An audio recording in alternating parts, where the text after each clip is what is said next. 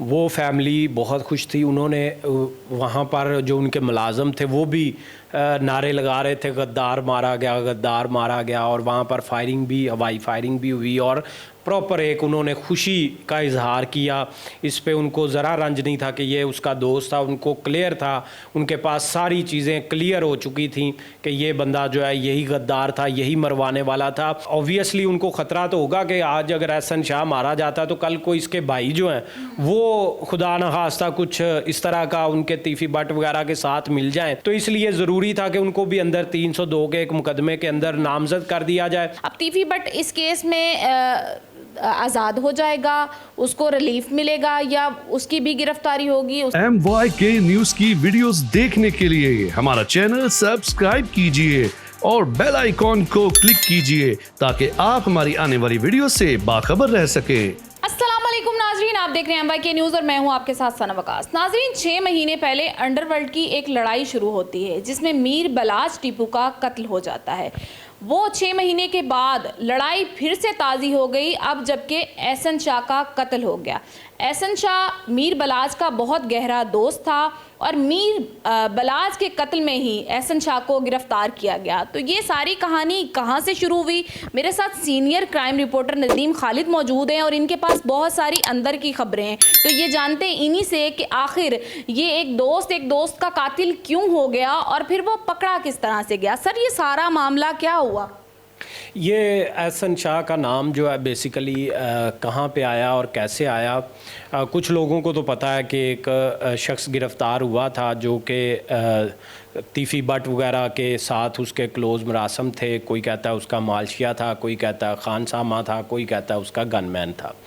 ये वहाँ से जो है वो असल में कहते हैं कि वहाँ पे जाके पता लगा कि एहसन शाह जो है वो इस सारे में मुलव्विस है। लेकिन कुछ ऐसे वाक़यात भी हुए हैं जो कि लोगों को नहीं पता।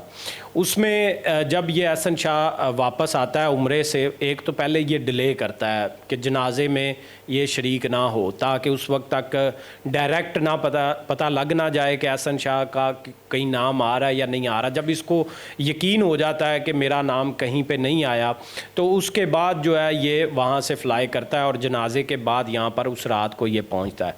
तो जब ये पहुँचता है यहाँ पर पहुँच के आके जो है ये जब मिलता है तो प्रॉपर एक ड्रामा करता है। वहाँ पे ड्रामा क्या करता है, आपको याद होगा जिस जगह ये शादी थी जो कि अबलाज के दोस्त के भाई की शादी थी, उस शादी वो उसमें एक लड़का उस्मान था जो कि भाई था दूल्हे का और इसका दोस्त था। ये आके ये शकील भट्ट को और उसके बाद कुछ गनमैन को और मुसब वगैरह को ये कहता है कि ये तो बेसिकली जिनकी शादी में आप आए हो ये उन्होंने ही मरवा दिया है। तो वो भी हैरान होते हैं, वो इसको कहते हैं कि जज्बात में शायद इस तरह की बातें कर रहा है। लेकिन ये जज्बात में बातें करने के बजाय उससे भी आगे चला जाता है और कहता है कि आप इस वक्त उस्मान का अकाउंट चेक कर लें, उसमें 1.5 करोड़ रुपए हैं इस वक्त और ये तीफ़ी बट ने उसको दिए हैं और मेरे पास सबूत हैं। और ये तो शकील भट्ट वहाँ पर जो है वो इसको कहता है कि इस तरह की बात ना करो, अगर हुई भी तो तफ्तीश में जो भी होगा सामने आ जाएगा। मुझे एक बात आप बता दें कि फैमिली का डाउट इस एहसन शाह की बात से पहले तीफ़ी बट के हवाले से तीफ़ी बट पे था या किसी और पे था? नहीं, वो तो ऑब्वियसली ये तो क्लियर था ना कि उनकी आपस में जो है वो एक दुश्मनी थी और इसके अलावा कोई इस तरह की हिम्मत भी नहीं कर सकता था। तो इसलिए उनका तो डाउट ऑब्वियसली जो पर्चा भी करवाया गया वो भी नामजद उनमें वही किए गए। तो उसमें जब ये जिक्र करता है कि 1.5 करोड़ रुपए का, तो शकील भट्ट जो है उसको डाउट होता है कि ये किस तरह की बात कर रहा है या किस बात पे ये बात कर रहा है। तो वहाँ पर ये बात जो है वो गनमैन भी सुन लेते हैं और बाकी भी सुन लेते हैं। लेकिन उस वक्त तक चूँकि आपको पता है उनका जो भाई था, जो दूल्हा था, वो उस वक्त हॉस्पिटल में था, वो एडमिट था, उसको भी गोलियां लगी थी इसमें, तो इसलिए वो फैमिली वहाँ पर मौजूद नहीं होती। तो ये बेसिकली डाइवर्ट करने की कोशिश करता है कि अब सारा डाउट इधर कोई चला जाएगा तो इधर कोई इन्वेस्टिगेशन चलेगी और इधर कोई मामलात इनके थ्रू ही, क्योंकि अवाम को भी सबसे पहला शक उसी फैमिली पे गया। लेकिन चूँकि उस फैमिली के बहुत ज़्यादा क्लोज तल्लुकात थे, ख़ानदानी वो लोग थे, इसलिए जो मीर बलाज की जो फैमिली थी वो किसी सूरत भी शक करने पर भी रजामंद नहीं थी उनको लेके, लेकिन एहसन शाह पर भी शक नहीं था उस वक्त। फिर ये वहाँ पर ये बात जो है वो आई गई हो जाती है, और जब कुल होते हैं मीर बलाज के, तो वहाँ पर वो फैमिली जो है वहाँ पर पहुँचती है। तो वहाँ पर जो है कुछ गनमैन वहाँ पर इस बात का जिक्र करते हैं कि आप लोगों ने जो है शायद ये काम करवाया। तो वो खामोश हो जाते हैं वहाँ पे, और वो कहते हैं कि शकील भट्ट से बात करते हैं। शकील भट्ट उनको कहता नहीं ऐसी कोई बात, आपको पता है हमारा एक आपस में बड़ा अच्छा ताल्लुक़ है। तो ये जो पैसों की बात हुई है ये भी बकवास है। वहाँ पर पता लगता है कि एहसन शाह एक हफ़्ता पहले तकरीबन जो है वो कॉल करता है उसको,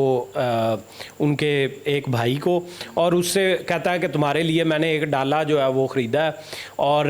बस थोड़े से पैसे तुम डाल दो, बाकी के जो है पैसे जो है वो मैं डाल दूंगा, आप टेंशन ना लो, मैं आपको डाला ले। उसने कहा मुझे क्या डाले की ज़रूरत है, मुझे ज़रूरत नहीं, और जब होगी तो मेरे अकाउंट में इतने पैसे इस वक्त पड़े हुए हैं। मैं शादी से पहले की बातें थी, ये आज की शादी, ये शादी से पहले की बात है, ये शादी से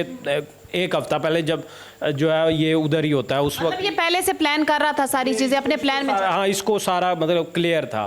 तो ये उससे पहले जो है ये बात कर रहा है, और उसको बेस भी देखें आगे आके वो ओपनली इस बात का जिक्र भी तो करता है ना, लेकिन किसी के जहन में उस वक्त तक ये बात क्यों हुई, क्या बात है, किसी को कुछ मालूम नहीं है। वो इसको बता देता है वहाँ के मेरे अकाउंट में कुछ पैसे हैं, बिल्कुल है, मैं जब चाहूँगा मैं ले लूँगा, मुझे ज़रूरत ही नहीं है। तो ये इनका कॉल बंद हो जाती है,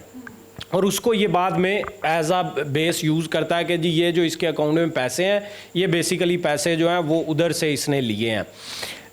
और इससे जो है वो एक डाउट उस फैमिली के अंदर इस पर क्रिएट हो जाता है। फिर ये आके जो है वो और इस तरह की कुछ हरकतें करता है जिसमें नज़र आता है कि मुलाजमों को, वो कहते हैं जज्बात में जो है, दोस्त था उसका, जज्बात में बहुत सारी बातें जो है वो हमारे भी जहन में आ रही हैं, तो इसके भी जहन में आई होंगी। फिर जब वो जो उनका मुलाजम है तीफ़ी भट्ट वगैरह का वो गिरफ़्तार होता है और उसको तस्वीरें दिखाई जाती हैं, उस वक्त मीर मुसब बैठा होता है, वहाँ पे एहसन शाह भी मौजूद होता है, और वहाँ पर एक दो लोग और भी मौजूद होते हैं। उस दौरान कॉल आती है शकील भट्ट की, और वो कहता है कि हमने बंदा पकड़ लिया, हमें बंदा पता लग जाएगा अब कौन किस तरह है, तो आप ना सब की तस्वीरें भेज दें। वो सब की तस्वीरें भेज देता है। वहाँ पर एहसन शाह जो है वो शकील भट्ट को पता लग जाता है कि वो उसने पहचान जो है, और इसका नाम डेढ़े का गद्दार रखा हुआ था। उसने कहा कि इसका नाम तुम्हें पता है? शकील भट्ट ने उससे पूछा उस मुलाजम से, वो कहा मुझे तो नहीं पता, लेकिन ये कहते होते थे कि डेढ़े का एक गद्दार आ रहा है आज, तो इसलिए जो है वो अपना उसके लिए जो भी खाना या जो भी चीज़ें मुलाजम था उससे वही मंगवाई से, तो वो सिर्फ इसको इस नाम से डेढ़े के गद्दार के नाम से जानता था। उसने इसको पहचान लिया, लेकिन शकील भट्ट साहब ने जो है वो एक सियानत की, आप कहें कि ये उस वक्त उनके साथ बैठा हुआ था जब वो कॉल करता है, तो वो कहता है कि मुझे पता लग गया बंदा कौन है, लेकिन आप जो है ना अभी नाम नहीं लेना आपने किसी से, बंदा जो है वो कोई बाहर का ही है। वो अंदर का नाम भी नहीं लेता कि कोई अंदर का, कोई बाहर का बंदा है, उनके ही बंदों ने ये ना काम किया। तो इसके ज़हन में ये जाती है कि शायद उनका आपस में जो उनके बंदों ने किया, और ऑब्वियसली ये तो एक क्लियर सी बात है, तो अंदर का बंदा नहीं है तो मैं तो क्लियर हो जाता हूँ, वहाँ डिस्कशन होती। लेकिन ये फिर तजस्सुस में दोबारा फिर मीर मुसब से पूछता है कि आप बताएं कौन है बंदा वो जो उनका, जिसको इन्होंने पकड़ा है, या जो आगे बंदे हैं। वो कहता है छोड़ें अभी जो है वो कोई नहीं, वो बताएंगे बाद में ये वो। अच्छा, ये जाता है और वहाँ पे जाके आपको पता होगा कि इसने अपनी पाँव पे जो है फायर मार लेता है। अब एक डाउट, दूसरा मीर मुसब को भी डाउट हो जाता है, तीसरा जो है वो फिर ये जिस तरह की एक्टिंग कर रहा होता है, फिर ये जब मार लेता है फायर, तो उसके बाद जो है वो तकरीबन क्लियर हो जाता है कि ना क्या कह के मारता है कि मुझ पे हमला हुआ है, फायर मारता है कि मतलब मैं ज़ख्मी हूँ, मतलब मेरी भी जान ख़तरे में है, और इस तरह जो मुझ पर भी अटैक हो गया और मेरे भी पीछे पड़े हुए हैं, और कहीं पर मुझे बुलाएं ना, अब मैं नहीं भी जाऊँगा तो कहीं पर जो है ना वो ये नहीं कहेंगे कि ये आया क्यों नहीं या ये क्यों नहीं, ये अपने घर पे जो है वो हो गया। तो अब वो इसकी सारी एक्टिविटी अब उनको पता लग गया हुआ था, वो उन्होंने उस वक्त भी जाने दिया, बाद में भी इसकी एक्टिविटी जो है ये जो कर रहा था इसको उन्होंने करने दी कि इस पर सिर्फ इस वक्त नज़र रखें, और इसके ज़हन में यही हो कि ये क्लियर है। और इसको भी तो अंदर उनके मुलाजम कौन थे, कौन पकड़ा गया, वो जानता भी है कि नहीं, ये बातें इसको भी पता नहीं थी। अब उस फैमिली को ये भी ज़्यादा इस पे जो रंज था कि उनकी आपस में कोई इस हद तक नहीं थी कि वो एक दूसरे को मारने के, जिस तरह होता है कि मारना ही मारना है, या वो बिल्कुल नॉर्मली और दुश्मनी ठंडी ठंडी हो गई। हाँ, जिस तरह आपने अंडरवर्ल्ड का जिक्र किया, तो अंडरवर्ल्ड जो है वो उसका हिस्सा भी बलाज जो है वो नहीं था। वो नॉर्मली काम आते थे उसके पास, कभी किसी दुकानदार का, कभी उसका, कभी इसका, वो सुनता था, उसके मुताबिक जो वो कर सकता था इस हद तक। लेकिन ये वाले काम जो है वो इससे बिल्कुल तौबा तायब था, कोई इस तरह के उसके काम नहीं थे। अब इसने बेसिकली क्या काम किया, इनिशिएट करने वाला सारा काम ये बंदा था। कैसे इसने इनिशिएट इस तरह किया कि मीर बलाज से इसने खुद ही कहा कि मैंने जो है वो मेरा जो है ना वो दिल इस तरह डूबता है जब मैं सोचता हूँ, देखता हूँ कि ये लोग सरेआम घूम रहे हैं, तो मेरा बस नहीं चलता कि मैं जो है ना वो इनको ज़िंदा ना छोड़ूँ, ये तीफ़ी वगैरह को। तो वहाँ पर ये जब इस तरह की बात करता है, अब दोस्त करते हैं, तो वो आगे से मीर बलाज इसको कहता है कि यार इनका इंतज़ाम मैंने कर लिया हुआ है, तुम टेंशन ना लो, इनके पीछे बंदे मैंने छोड़ दिए हुए हैं, ये बहुत जल्द अपने अंजाम को पहुँच जाएंगे।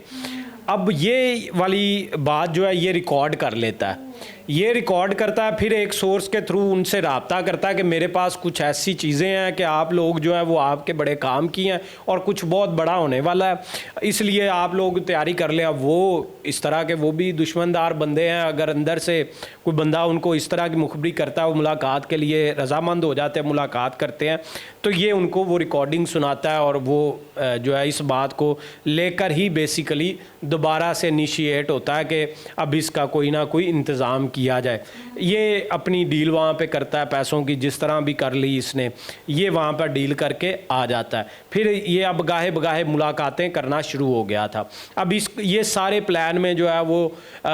हिस्सेदार था, इसको हर बात पहले से पता थी। अब जब ये देखें, अब इसलिए भी उनको ज़्यादा इस पे गुस्सा था उस फैमिली को कि ये जो है बंदा, इसकी वजह से ही बेसिकली आज मीर बलाज दुनिया में नहीं है। तीफ़ी भट्ट और वो तो दुश्मन थे, उन्होंने तो करना ही करना था, वो तो हर वक्त जो है अगर फॉर एग्जांपल सोचते हैं तो वो सोचते रहे, उनका काम है, इनका भी काम है अपना जो है डिफेंस करना, या इन्होंने भी करना है, ये आपस की एक उनकी। लेकिन अंदर एक शख्स की वजह से ये कई सालों के बाद ये माजरा इसलिए उठा, सोई हुई दुश्मनी को हवा, सोई हुई दुश्मनी को इस बंदे ने हवा दी, इस वजह से जो है ये ज़्यादा जिम्मेदार था और इस वजह से ज़्यादा उनको दुख था इस पे। अब जहाँ तक इसके बात है मर्डर की, तो उस हवाले से जो पुलिस एनकाउंटर हुआ है तो ये तो क्लियर था कि पुलिस एनकाउंटर की पहले भी खबरें आ रही थी। कुछ लोगों ने पहले 9 जुलाई को भी कहा कि उसकी जान को ख़तरा है, और जिस दिन ये वहाँ पर जाता है और उस दिन भी जो है इसकी माँ की और बाकी लोगों की जो इसके साथ मुलाकात होती है, शकील भट्ट वहाँ पर मौजूद होता है और इसको उस वक्त जेल से निशानदेही के लिए ले जाने के लिए मौजूद होता है। अब आपको याद होगा एक और केस मुबीन भट्ट का। मुबीन भट्ट शायद वाहिद पिछला केस था जो कि 2010 में कत्ल हुआ था, जिसको कोट लखपत जेल से निकाल के मारा गया था। उसकी भी ATC पेशी थी जब वो जेल में 3 साल से वो जेल में था मुबीन भट्ट, और कई सारे जो है वो मुकदमात में, कत्ल के, इक़दाम में कत्ल के और इस तरह के मुकदमात में, और टीपू ट्रका वाला पर हमले में भी वो शूटर था। और वो जब उसको वहाँ से जेल से निकाला गया तो उसको कोट लखपत जेल के बाहर ही जब सुबह सुबह पेशी के लिए जा रहे थे, उस वक्त नामालूम अफराद आए और उन्होंने अंधाधुंध फायरिंग खोल दी और वहाँ पर उसको मार दिया गया पेशी के मौके पे ही। तो ये उसके बाद कोई ऐसा कत्ल या इस तरह का नहीं हुआ था जो कि कोट लखपत जेल या किसी जेल से ला के लाहौर के अंदर बाहर लाया गया और किसी मुलज़म को जो है वो मार दिया गया हो। ये एहसन शाह का दूसरा उसके बाद पर्चा था इस तरह का, जिसमें मुलज़म को निकाला गया और उसके बाद वो जेल से आया और दोबारा जेल में नहीं गया। अब इस सब में जो वो फैमिली है वो शकील भट्ट के ऊपर इल्ज़ाम लगाती है कि शकील भट्ट ने ये सब कुछ जो है वो किया है, जबकि आपको पता है शकील भट्ट जो है वो एक सब इंस्पेक्टर है CIA का, और वो अगर ये चाहे तो वो खुद से तो जो है वो इस तरह का ना फैसला कर सकता है, ना जो है वो इस तरह का। और उसके बाद जो है CIA इकबाल टाउन, उसका भी जो एक ऑर्गेनाइज्ड क्राइम का जो इंचार्ज है मोहम्मद अली भट्ट, वो भी इस तरह का फैसला नहीं कर सकते। इसका मतलब है ये फैसला ऊपर से हुआ है, और ऊपर से भी जो है वो एक जो DIG है वो भी नहीं इस तरह का फैसला कर सकता। तो इसका मतलब है कि जो हायर हायरार्की है वो उन सब के नॉलेज में ये होगा कि ये जो है इस तरह का पुलिस मुकाबला जो है वो होने जा रहा है, और उसमें फिर जो है वो ऑब्वियसली जो सियासी आशीर्वाद है उसके बगैर जो है तकरीबन नामुमकिन है। पुलिस से के मुलाजम जो है वो जो इस तरह का ना फैसला कर सकते हैं और ना इस तरह का कोई काम कर सकते हैं, उनकी इतनी हिम्मत ही नहीं है। और ये एक हाई प्रोफाइल केस था, और वहाँ पर जिस सिक्योरिटी वार्ड में इसको रखा गया था इसके ब्लड रिलेशन और 3-4 और लोग, उसके अलावा किसी को मिलने की इजाज़त भी ना मामू ना चाचा कोई और इसको जो है वो नहीं मिल सकता था।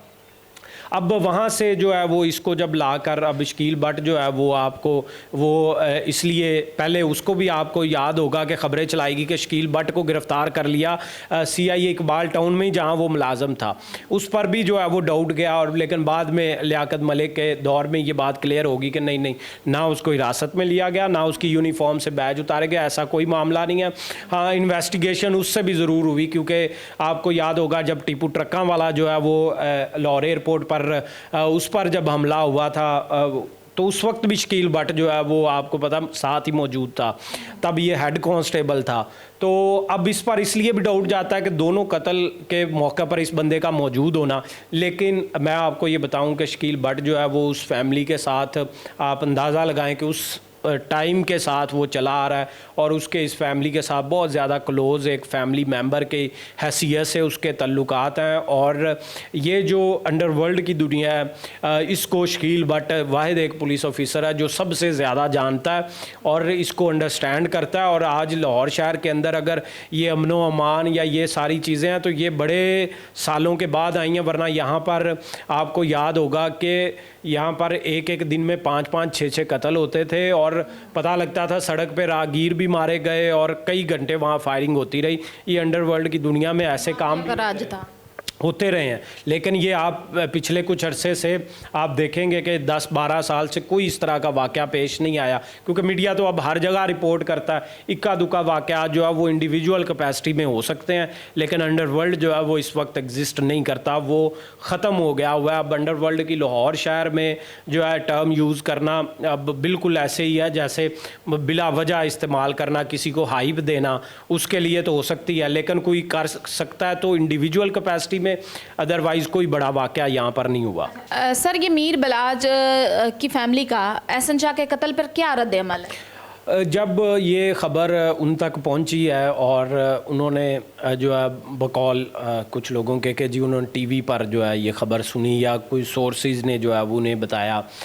वो फैमिली बहुत खुश थी। उन्होंने वहाँ पर जो उनके मुलाजम थे वो भी नारे लगा रहे थे गद्दार मारा गया, गद्दार मारा गया, और वहाँ पर फायरिंग भी, हवाई फायरिंग भी हुई और प्रॉपर एक उन्होंने खुशी का इजहार किया। इस पे उनको ज़रा रंज नहीं था कि ये उसका दोस्त था, उनको क्लियर था, उनके पास सारी चीज़ें क्लियर हो चुकी थी कि ये बंदा जो है यही गद्दार था, यही मरवाने वाला था, और उनको बहुत ज़्यादा इस पे दुख था और बहुत रंज था, उनका बस नहीं चल रहा था। जो इसकी पेशियाँ हुई हैं शायद वहाँ पर ही जो है वो इस पर कोई हमला हो जाता, लेकिन उन्होंने इस पर भी सब्र तहम्मुल का मुजाहरा किया कि इस तरह का कोई स्टेप अगर उठाते तो वो खुद फंस जाते इसमें, क्योंकि फिर तहकीकात होनी थी। तो इसलिए जो है उन्होंने तो सब्र का मुजाहरा किया, और उसके बाद सेशन कोर्ट के बाद जब उसकी ये बेल खारिज हो गई थी तो उसके बाद वो वैसे भी सेटिस्फाइड थे कि ये जो है वो कानून के मुताबिक मामला चलेगा। लेकिन इसमें अब दूसरी राय ये सामने आती है कि उनको पता था कि हाई कोर्ट के अंदर 109 के मुलज़म की बेल हो जाती है, तो इसकी बेल होने वाली थी, तो उससे पहले ये पुलिस मुकाबला जो है वो होना लाजमी था। अब इसको आप कहें कि उसके भाई और वो जो बाकी फैमिली मेम्बरान हैं उनका नाम क्यों, असल ये भी एक मेरे भी जो ज़हन में डाउट था कि उनको क्यों नामज़द किया गया उनके भाइयों का। तो वो इसलिए जो सेंस बनती है वो ये है कि ऑब्वियसली उनको ख़तरा तो होगा कि आज अगर एहसन शाह मारा जाता तो कल को इसके भाई जो हैं वो खुदा न खास्ता कुछ इस तरह का उनके तीफ़ी बट वगैरह के साथ मिल जाएं और दोबारा से जो है, क्योंकि वो तो बदला लेने के लिए अब कर रहे होंगे, उनकी अपनी ख़ानदानी दुश्मनी होगी, तो इसलिए ज़रूरी था कि उनको भी अंदर 302 के एक मुकदमे के अंदर नामज़द कर दिया जाए ताकि वो फिर मफरूर रहें या जेल में रहें, वो जो है वो बाहर इस तरह आज़ादाना ना घूम सके। जिस वक्त एहसन शाह को मारा गया, अब उसकी फैमिली के मुताबिक वो उस वक्त घर के अंदर मौजूद थे और वो हाफिज़ है जो इसका दूसरा भाई है, और कोई उनका criminal record zero criminal record है, लेकिन ये हिफाजती तदबीर के तौर पे ये स्टेप लिया गया और ये उनको पहले से ही शायद पता है, क्योंकि आपको भी पता है कि ये पर्चा जो है वो फ़ौरन ही इस्तगासा हुआ और फ़ौरन ही पर्चा जो है 20 मिनट के अंदर 20 मिनट जो हो गया, तो वो उसकी वजह यह है कि उनको सब कुछ पहले से पता था। अब ये क्या जुल्म हुआ, किसके साथ जुल्म हुआ, कौन ज़िम्मेदार है, ये देखिए ये अब मेरा अपना ज़ाती मौक़िफ़ हमेशा से यही रहा है इस तरह के किसी भी वाक़े पे कि कानून अपने हाथ में जो है वो नहीं लेना चाहिए या कोई ऐसा काम नहीं करना चाहिए जिससे जो है ये पैगाम जाए, मैसेज जाए कि ये यहाँ पर कुछ गैर कानूनियत हुई है। सर यहाँ पे मुझे एक आप आखिरी सवाल का जवाब दे दें कि इस मरकज़ी मुलजिम असल में यही था एहसन शाह के, जिसने सारा एक रास्ता हमवार किया, दुश्मनी सोई हुई दुश्मनी को दोबारा से ताज़ा किया, हवा दी, और इसमें इसका हसद था, इसका रंज था, लालच था, कुछ भी था, वो मतलब इसकी अपनी नीयत थी। तो इसमें अब अगर एहसन शाह का कत्ल हो गया है, एहसन शाह का चैप्टर क्लोज़ हो गया है, तो उसके बाद अब तीफ़ी बट को मतलब सज़ा होगी, उसका जुर्म में तो वो शरीक है ना, क्योंकि पैसा तो उसी का लगा है सारा, इसने भी लालच में किया सारा कुछ, इसको पैसा चाहिए था या इसको बलाज के साथ हसद था, और शूटर्स को जो पे किया गया, शूटर्स हायर किए गए, तो ये सारी गेम तो तीफ़ी बट। अब तीफ़ी बट इस केस में आज़ाद हो जाएगा, उसको रिलीफ मिलेगा या उसकी भी गिरफ्तारी होगी, उसका भी इनकाउंटर होगा या उसको सज़ा मिलेगी? पहली बात तो पैसे का लालच एक था, दूसरा ये बात फैमिली के अंदर ये जो एहसन शाह है वो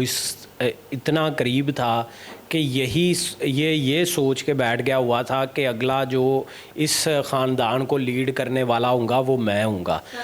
आगे सरबराह मैं बनूँगा, ये लीड मैं करूँगा, तो यहाँ पर जो है वो इधर सफाई के साथ काम भी कर लूँगा, क्योंकि बलाज के होते हुए तो वो इस तरह का सोच भी नहीं सकता था, तो उसमें बलाज का हटना लाजमी था। तो ये बेसिकली बनना चाहता था नवाब उस ख़ानदान का, उसका चौधरी और सारी एम्पायर, क्योंकि मुसब छोटा था और बाकी छोटे थे, और इसको भी वो क्योंकि भाई का दोस्त था तो बड़ा भाई ही मानते थे, और ये जो मीर बलाज की वालिदा वो भी बड़ा इसको हर वक्त बेटा बेटा मतलब करके, ये हमारा ख़ानदान का ये भी चश्मो चिराग है, इसमें कोई फ़र्क नहीं रखा हुआ था। तो इस चीज़ को ये समझते हुए ये समझ बैठा था कि मैं ही अगला जो है वो इधर भी बैठ जाऊंगा, उधर तीफ़ी बड़ लोगों के साथ जो है वो जो शुरू के मामलात हैं पैसे वगैरह के वो भी अपने लेकर सीधे, आप देखें ना कि वो ऑफ़र्स कर रहा था डालों की, या कहाँ से इतने पैसे आए थे, तो ये जो है वो इससे वाज़े हो जाता है। जहाँ तक आपका ये सवाल है कि तीफ़ी बट वगैरह का क्या होगा, देखें अभी तो वो मफरूर हैं, और ये भी अगर कानून के मुताबिक देखा जाता तो ये एहसन शाह भी तमाम वकला और जो भी लीगल एक्सपर्ट हैं वो एक ही बात कर रहे थे कि इसको कुछ भी नहीं होगा, ये ज़मानत होगी और बाहर आ जाएगा। तो इसलिए कोई कानूनी तो वो रास्ता इख्तियार किया नहीं गया कि कानून के मुताबिक ये सज़ा दी जाएगी। अगर वो आता है कल को तीफ़ी बट गिरफ़्तार कर लिया जाता है तो उसका भी अगर उसके साथ भी इस तरह का होता है तो फिर जो है वो इस तरह का तो कानून का रास्ता फॉलो नहीं होगा। तो इसलिए यहाँ पर केस जो है वो इम्पोर्टेंट नहीं है, यहाँ पर केस और लीगल पॉइंट्स हैं वो समझें कि आप उनकी कोई हैसियत नहीं है इस केस में, ये फ़ैसला इसी तरह ही होगा। अब तीफ़ी बट को भी ये सारी बातें पता है, वो भी अब वो यहाँ पर कब वापस आएगा, किस तरह किसकी किसी सियासी अशीरबाद के थ्रू आएगा, कैसे मुकदमे से वो निकलेगा और ज़मानतें करवाएगा, और ये अभी फ़िलहाल करीब में तो नज़र नहीं आ रहा, लेकिन कल कलां को कुछ इस तरह का हो जाता है कि उसको कोई सियासी बंदा इस तरह की जो हुक्मरान है गारंटी दे देता है कि आप आ जाओ, कोई बात नहीं है, ये संभाल लिया जाएगा, तो तब आके वो अपनी ज़मानत करवाएगा और वो आज़ाद दोबारा से और किसी भी हमले के लिए वो तैयार होगा। अदरवाइज़ जो है वो अगर आप इसी तरह हालात जिस तरह आ जाएँ, यही अगर हालात रहते हैं तो वो उस फैमिली का पाकिस्तान वापस आना तकरीबन नामुमकिन है। और जिस मुल्क के अंदर है उनके साथ हमारा मुआहदा बिल्कुल नहीं है कि वहाँ का कोई कैदी हमें वो वापस करें। तो फ़िलहाल तो वो मुल्क से बाहर हैं और मुल्क से बाहर ही रहेंगे। बाकी उनका यहाँ पर एक पूरा निज़ाम है वो चल रहा है, वो किस तरह चलेगा, उनकी मौजूदगी का जो थी पहले अब गैर मौजूदगी में कितना फ़र्क पड़ेगा, ये तो अब उनका बिज़नेस है। और वो उनका बिज़नेस आपको पता है जिस तरह का है, उसमें किसी को कोई चीज़ें क्लियर भी नहीं है। बज़ाहिर तो वो जो है वो ताजर हैं, लेकिन अंदर जो है बहुत कुछ है। और वो बिज़नेस चलेंगे नहीं चलेंगे, या ये फैमिली जो है आगे मज़ीद एक्सट्रीम स्टेप लेते हुए उन बिज़नेसेस को क्लोज़ करने के लिए, उनको मज़ीद दबाने के लिए क्या करती है, ये अभी तक इस हवाले से ना कोई प्लान हुआ है, ना इस पर कोई उनके यहाँ बात हो रही है। अभी सिर्फ एहसन शाह पर बात हुई है, आगे क्या प्लान होगा उनका, क्या स्ट्रैटेजी है, ऑब्वियसली वो सोच रहे होंगे और सोचेंगे मज़ीद। अब इस एहसन शाह के बाद वो इसकी प्रॉपर प्लानिंग करेंगे और कानून के मुताबिक भी जो होगा वो भी देखेंगे। अच्छा सर, एक बात सुनने में आई कि एहसन शाह को 5 करोड़ में, अगर एहसन शाह ने डील की है तीफी बट लोगों से कि मुझे 5 करोड़ आप लोग दें, तो 50 लाख इसको तकरीबन मिल गए थे। लेकिन एक बात सुनने में आई कि जेल में जब ये था तो इसने जेल में तीफी बट से राब्ता या पैगाम भेजने की कोशिश की और मुतालबा किया बकाया रकम का। तो इस हवाले से आपको कुछ पता है कि ये इस तरह का राब्ता करता रहा या बाकी पैसे मांगता रहा है? शायद ये पुलिस से कोई डील वगैरह करना चाह रहा था या अपना कोई इस तरह का जो मामला है? नहीं, इसमें जो है वो इस बात में कोई सच्चाई नहीं है। उसकी वजह ये, अगर उसके जहन में था भी तो उसके जहन में ये था कि सबको ही पता था कि और 2 महीने या महीने तक जो है ज़मानत हो जानी, तो वो आके अपने मामलात फ़िलहाल तो वो कर भी नहीं, यहाँ पे आता बाहर और यहाँ से बैरून मुल्क चला जाता और वहाँ पैसे मंगवा लेता और अपना जो है वो प्लान इस तरह उसने करना था। ये प्लान उसका हो ही नहीं सकता कि वो जेल में बैठे, पुलिस के साथ डील हो नहीं सकती थी क्योंकि पुलिस जो है वो इसमें बहुत क्लियर थी। और एहसन शाह जैसे बंदे की जो है बात, वो ये 5 करोड़ की आप बात कर रही हैं, दूसरी तरफ से 50 करोड़ 100 करोड़ देने के लिए भी जो है वो रजामंद थे। और दूसरा वो उनका एक मेंबर अपना फैमिली का जिसको सबसे ज़्यादा रिवाइंग था और वो उसी के पास ही सारी तफ्तीश थी, वही जेल से लेकर गया, तो उसके साथ ये कैसे डील कर लेता? वो तो इसको एक आँख भी जो है वो नहीं भाता था और वो कभी भी एहसन शाह को माफ़ नहीं। तो ये इस बात में कोई सदाकत नहीं, इस तरह की कोई बात या डील नहीं हुई। बिल्कुल नाजरीन, एहसन शाह ने यार मार और गद्दार बनकर अपनी ज़िंदगी पे सारी ज़िंदगी के लिए एक ऐसी बात लगवा ली है कि हर बंदा एहसन शाह को याद तो करेगा लेकिन इतने बुरे अल्फाज में याद करेगा कि शायद ही किसी इंसान के लिए ये काबिल बर्दाश्त हो। अब एहसन शाह की गलती की सज़ा सारी ज़िंदगी उसकी फैमिली को भी मिलेगी कि उनके बेटे को हमेशा यार मार और गद्दार कहा जाएगा। चंद पैसों के लालच में और अपने हसद में और थोड़े से मफाद के लिए उसने अपने ही भाइयों से भी प्यारे दोस्त की जान ले ली। तो अपने हसद और लालच पर काबू रखिए, क्योंकि किसी का भी नाहक खून कभी रायगा नहीं जाता और बेशक अल्लाह पाक आपकी नीयतों को देखकर ही आपको नवाजते हैं।